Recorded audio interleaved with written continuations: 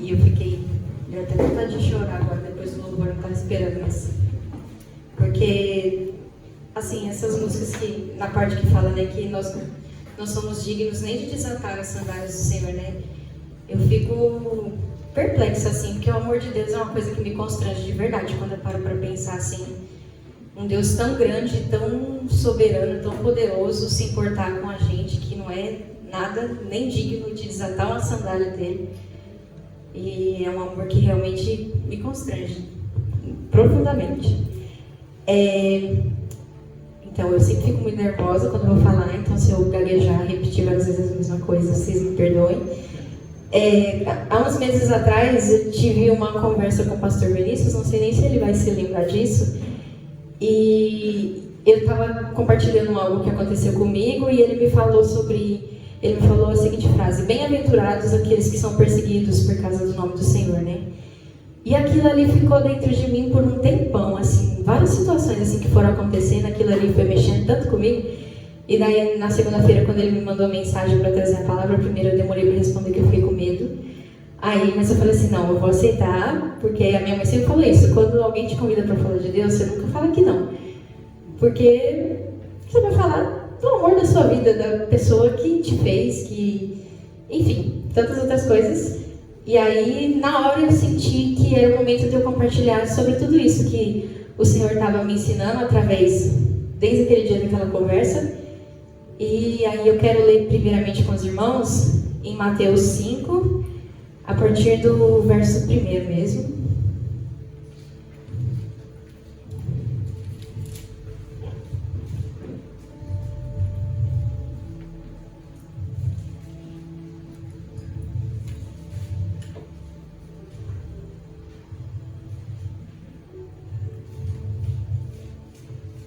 Vou começar a ler aqui. Todo mundo já achou? Diz assim: vendo as multidões, o título é As Bem-aventuranças, né? Aí diz: vendo as multidões, Jesus subiu ao monte e se assentou. Seus discípulos aproximaram-se dele e ele começou a ensiná-los, dizendo: bem-aventurados os pobres de espírito, pois deles é o reino dos céus. Bem-aventurados os que choram, pois serão consolados. Bem-aventurados os humildes, pois eles receberão a terra por herança. Bem-aventurados os que têm fome e sede de justiça, pois serão satisfeitos. Bem-aventurados os misericordiosos, pois obterão misericórdia. Bem-aventurados os puros de coração, pois verão a Deus. Bem-aventurados os pacificadores, pois serão chamados filhos de Deus. Bem-aventurados os perseguidos por causa da justiça, pois deles é o reino dos céus. Bem-aventurados serão vocês quando por minha causa os insultarem, os perseguirem e os levantarem todo tipo de calúnia contra vocês. Alegrem-se e regozijem-se, porque grande é a sua recompensa nos céus. Pois da mesma forma perseguiram os profetas que vieram antes de vocês. E esses versículos eu aprendi no curso, que é uma pregação expositiva, que daí eu vou falar de cada tópico, cada versículo aqui. Começando do verso 1, eu achei muito bonito isso, que fala que, vendo as multidões, Jesus subiu ao monte e se assentou. E nos contextos anteriores aqui, Jesus vem de um momento de que ele começa a pregar, começa a ensinar o povo, curar, pregar as multidões. A Bíblia diz que grandes multidões o seguiam. E eu achei muito interessante essa parte que ele decide, vendo as multidões, ele decide se retirar. E o primeiro ensinamento assim, que a gente tem é que tem momentos que se torna importante a gente se retirar do meio das multidões. E aí diz que, então, seus discípulos se aproximam dele e ele começou a ensiná-los. Uma coisa interessante também é que a multidão ouvia falar de Jesus, recebia a cura, mas quem se aproximava para ouvir os ensinamentos de Jesus eram os discípulos. E Jesus, ele era e é e sempre será sábio, né? Ele sabe para quem falar, ele não precisava dos holofortes, de muita gente para ensinar, e ele sabe o momento exato de falar, porque a multidão acompanhava ele, mas não se interessava. No entanto, a gente vê que nas parábolas Jesus conta ali, e aí depois os discípulos chegam e falam: Senhor, nos explica. Então, isso é muito interessante, porque a multidão ela acompanha, mas não tem interesse de tirar dúvidas ou coisas do tipo. E aí, quando chega aqui na parte das bem-aventuranças, a primeira é: bem-aventurados os pobres de espírito, pois deles é o reino dos céus. Aqui nesse contexto de pobres de espíritos, não é de condição financeira, coisa do tipo. Pobres de espírito são aquelas pessoas completamente dependentes de Deus. Ser pobre de espírito é ter uma postura humilde e consciente de que precisamos de Deus para viver plenamente em tudo que a gente fizer. E daí a promessa que vem em seguida, é interessante que as bem-aventuranças vêm a bem-aventurança e aí embaixo vem uma promessa do Senhor. E aqui diz que deles é o reino dos céus, porque só quem reconhece a própria necessidade da graça pode herdar o reino do Senhor.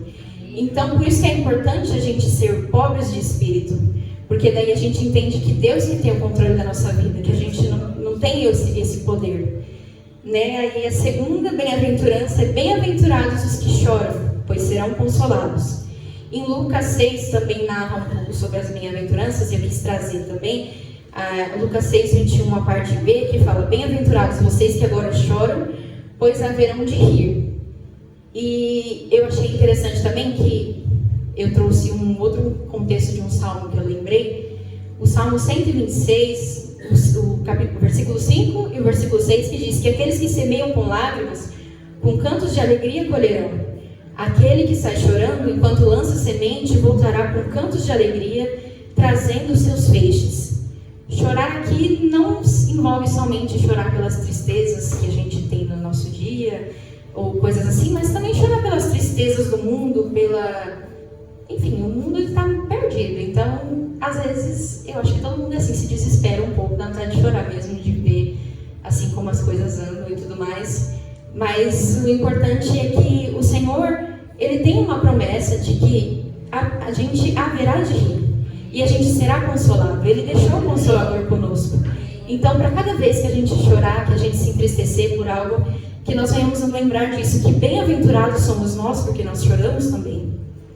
E para mim não tem uma coisa mais preciosa assim do que ter um pai que valida os nossos sentimentos. Porque eu acho que, sério mesmo, das piores coisas que tem é quando você está triste, feliz também, mas acho que triste mexe mais com a gente. E alguém não valida, por mais banal que pareça ser para a pessoa. Mas graças a Deus que a gente tem um pai que se preocupa e que valida o que a gente sente. Então que nós possamos ter essa convicção no nosso coração. Peraí, deixa eu beber uma água rapidinho. E daí a gente vai partir para a terceira bem-aventurança, que é: bem-aventurados os humildes, pois eles receberão a terra por herança. Em outras traduções fala: bem-aventurados os mansos de coração também. E pessoas humildes e mansas são pessoas que refletem o caráter de Cristo. Porque em Mateus 11, 29 diz: aprendam de mim, pois sou manso e humilde de coração, e vocês encontrarão descanso para as suas almas. E isso é muito profundo, porque, se eu não me engano, é a única vez que Jesus cita as qualidades dele. De que ele é manso e humilde. Então, ser manso, ser humilde é refletir a Cristo. E essa bem-aventurança é legal porque ela ecoa assim, um salmo, que é o Salmo 137, 11, que diz exatamente a promessa que o Senhor fala, que é: mas os humildes receberão a terra por herança e se deleitarão na abundância de paz. Então, que nós possamos cada dia mais refletir a Cristo, para que nós possamos deleitar da paz do Senhor, amém? E a quarta bem-aventurança é: bem-aventurados os que têm fome e sede de justiça, pois serão satisfeitos. Assim como a fome e a sede são necessidades vitais que a gente tem na nossa vida, aqui representam um desejo profundo pela justiça de Deus, né? Não é só buscar a justiça social, embora ela esteja incluída nisso também, mas principalmente a justiça de Deus. Porque tem muitas coisas que no mundo as pessoas acham que é justas, mas não é justa para Deus. Então, nosso parâmetro tem que ser primeiro a justiça de Deus e depois a justiça desse mundo. Que assim a gente vive de acordo com a vontade de Deus, que é boa, perfeita e agradável. E enquanto algumas pessoas buscam ser saciadas com coisas, com riquezas, com poder, Jesus diz que a verdadeira saciedade vem da busca pela justiça. Uma vez eu vi uma frase bem interessante, aí eu quis até trazer aqui, que na hora que eu li sobre isso de fome, sede e tudo mais, eu lembrei que a frase diz que existem mesas que nos alimentam, mas tiram a nossa fome pelas coisas de Deus. E eu achei isso muito profundo, porque às vezes a gente se sacia com tanta coisa que não tem nada a ver e perde a fome pela presença de Deus. Então, que a nossa saciedade venha de Deus e não do que as demais mesas têm a nos oferecer, que pode parecer assim, mas isso aqui me saciou, estou alimentada, mas a distância que a gente está tomando de Deus, às vezes a gente não se dá nem conta disso. Então, que nós possamos ter essa consciência. A quinta bem-aventurança diz: bem-aventurados os misericordiosos, pois obterão misericórdia. Aqui eu quis trazer a misericórdia como uma compaixão ativa, que não só sentir pena de alguém, ter misericórdia, entre aspas, sentir pena, né? Mas agir para aliviar também o sofrimento do outro, que isso é ser misericordioso de verdade. Isso inclui perdoar, ajudar, acolher e mostrar bondade mesmo quando não é merecido. Porque merecer ninguém merece, né? E ser misericordioso também é refletir a imagem de Deus, uma vez que em Efésios também diz, em Efésios 2:4 diz que Deus é rico em misericórdia. Em Lamentações diz que as misericórdias do Senhor são inesgotáveis, se renovam a cada manhã. Aleluia. Por isso ser misericordioso não é condicional a merecimento, porque se a gente for falar, eu vou ajudar aquela pessoa, se ela merecer, eu vou ter misericórdia dela se ela merecer, as misericórdias de Deus se renovam todos os dias sobre a nossa vida, a gente não merece nada. Se for analisar direitinho, a gente não está merecendo mesmo não. E todos os dias são inesgotáveis, fala na palavra de Deus que são inesgotáveis.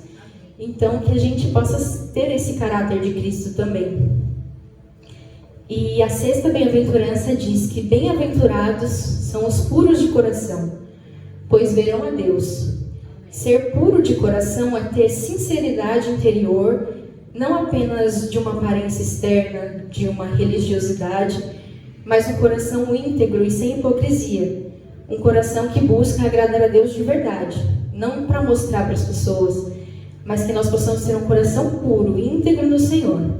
Não significa que a gente vai ser uma pessoa com uma perfeição absoluta, mas um coração purificado e constantemente, a gente deve ter um coração purificado e constantemente transformado por Deus. Eu trouxe também alguns versículos que eu fui lembrando que tinha relação com isso, que é Provérbios 4:23, que diz: acima de tudo, guarde o seu coração, pois dele depende toda a sua vida.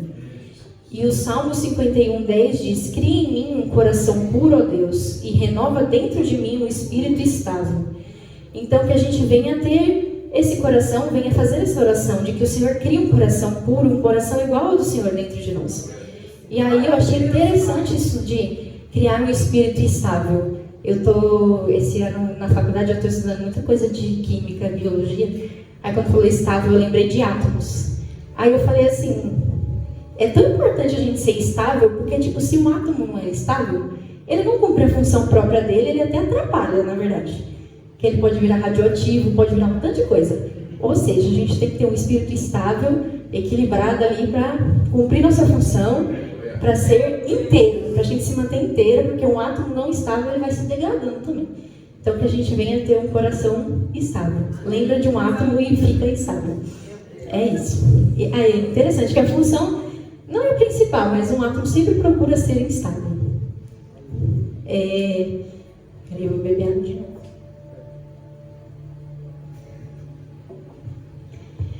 A penúltima bem-aventurança é: bem-aventurados os pacificadores, pois serão chamados filhos de Deus.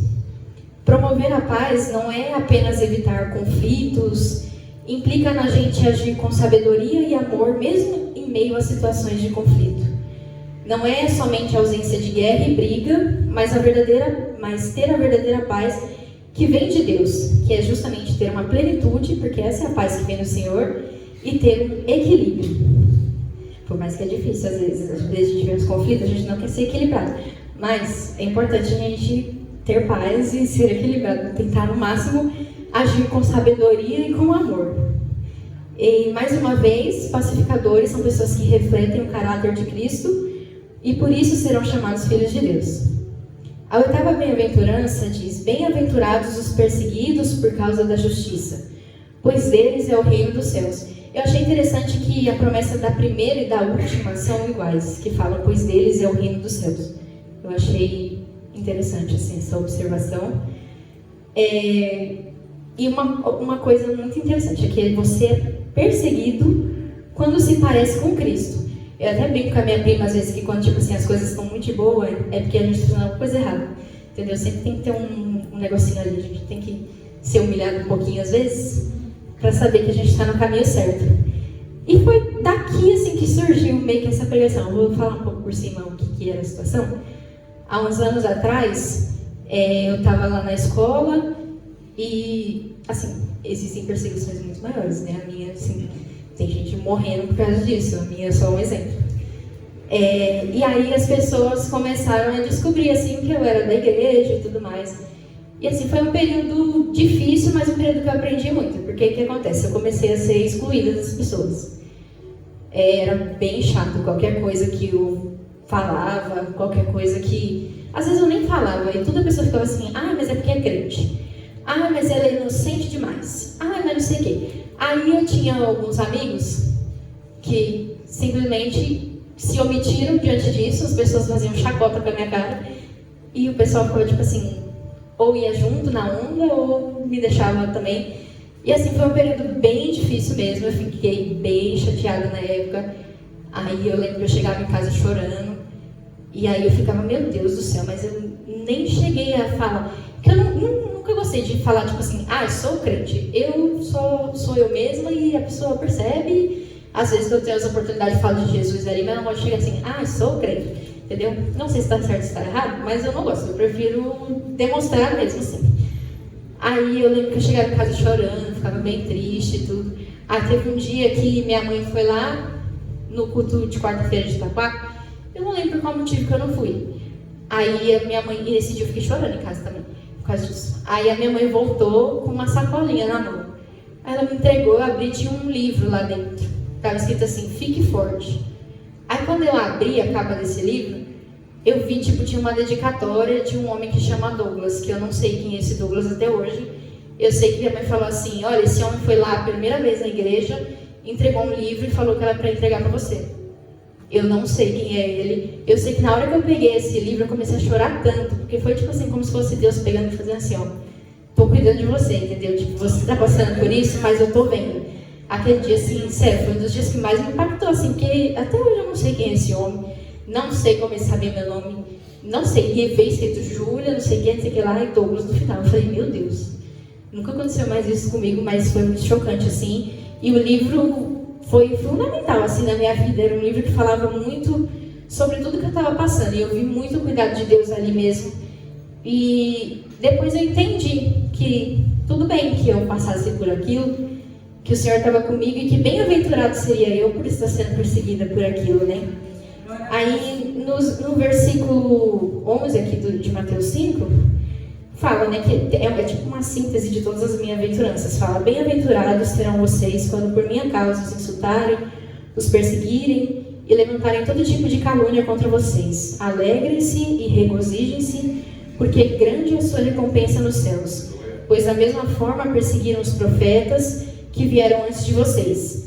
Aí tipo, parece meio contraditório, ao ser insultado, perseguido, a gente fica feliz, mas Cristo veio justamente para desconstruir o que a gente julga como correto, o que a gente acha que é certo. Ele veio para mostrar um reino ao contrário mesmo. E é interessante que bem-aventurados também, eu acho que todo mundo sabe, mas quem não souber, bem-aventurados significa felizes, né? Então todas as vezes Jesus fala: felizes os que choram, felizes os que são perseguidos, enfim. E aí em Mateus 5, um pouquinho mais para frente, no versículo 44, Jesus diz: amem os seus inimigos, orem por aqueles que os perseguem. O que é mais forte ainda isso, né? Porque às vezes está difícil amar as pessoas que a gente gosta, mesmo imagina os inimigos, mas tem que amar. É difícil, mas tem que amar. E aí, eu queria ler com os irmãos 1 Pedro 2, a partir do verso 19.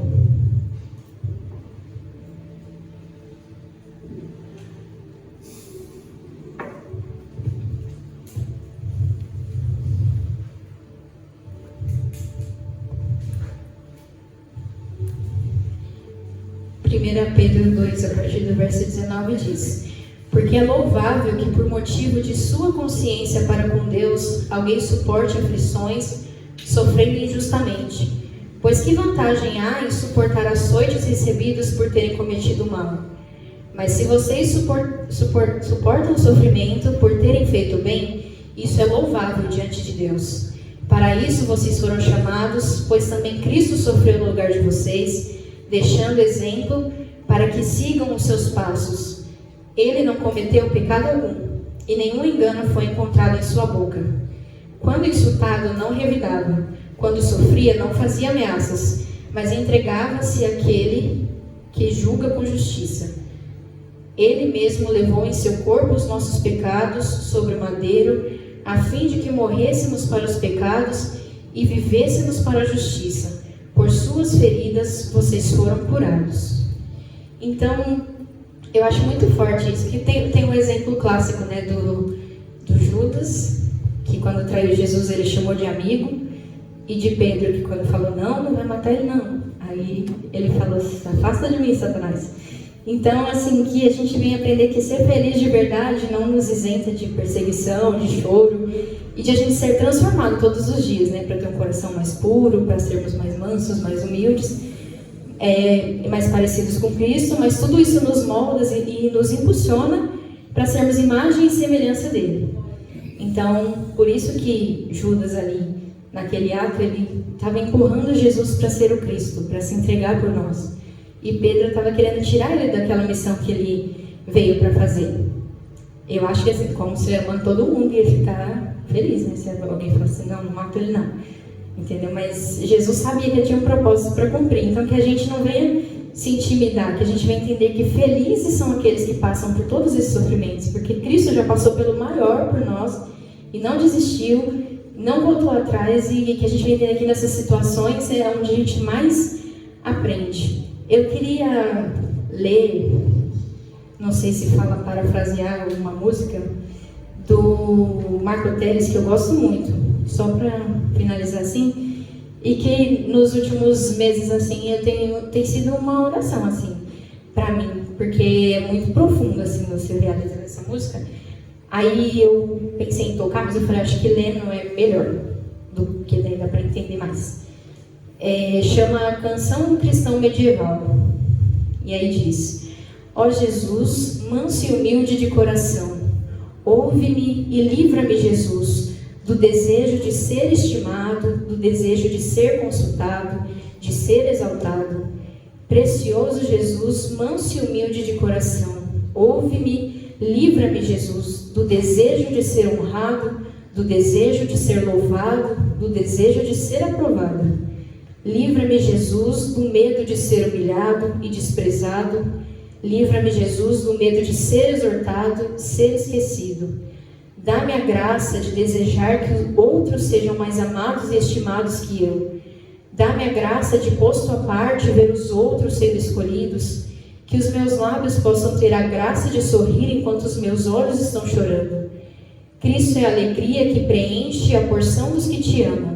A herança de valor, se eu te tenho, eu descanso por ter tudo. Se me falta a tua beleza, eu procuro em vão por bens. Eu acho que isso é muito profundo, que às vezes a gente nunca se põe nessa condição, né? A gente sempre quer ser lembrado, adorado, exaltado, mas a primeira coisa que Jesus fala, bem-aventurados os pobres de espírito. Então que todos os dias isso possa ser uma oração nossa, que a gente venha não ter medo de ser humilhado, desprezado, insultado. E que é uma graça mesmo da gente ver outros sendo escolhidos e a gente sendo deixado. Só com Deus mesmo pra gente fazer isso, porque se for da nossa humanidade, do nosso jeito, a gente sempre quer estar no destaque, no topo. Então, basicamente é isso que eu queria trazer para os irmãos, que espero que o Senhor tenha falado no coração de vocês e continue falando assim como tem falado comigo. E é isso.